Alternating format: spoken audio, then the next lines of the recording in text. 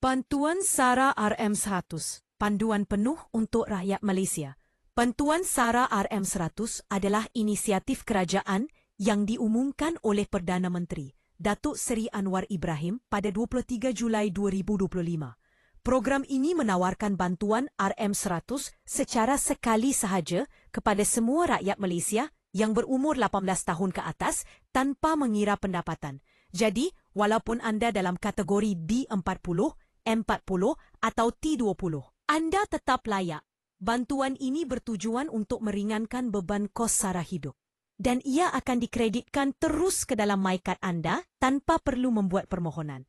Bantuan ini akan dimulakan pada 31 Ogos 2025 dan boleh ditebus sehingga 31 Disember 2025. Bagi memastikan anda layak, pastikan MyKad anda masih aktif dan dalam keadaan baik. Tidak ada had pendapatan dan bantuan ini akan dikreditkan secara automatik. Ini bermakna tiada borang permohonan yang perlu diisi. Untuk menebus bantuan, anda hanya perlu pergi ke kedai yang mengambil bahagian seperti Mydin, Econsave dan 99 Speedmart. Kemudian beli barangan keperluan asas seperti beras, minyak masak, susu, sayur-sayuran dan banyak lagi. Baki RM100 akan digunakan untuk pembelian barangan asas dan ia akan ditolak secara terus daripada kredit MyKad anda. Namun, penting untuk diingat bahawa bantuan ini tidak boleh digunakan untuk membeli rokok, minuman beralkohol atau barangan mewah. Sekiranya anda tidak habiskan RM100 sebelum 31 Disember, baki tersebut akan luput dan dikembalikan kepada kerajaan.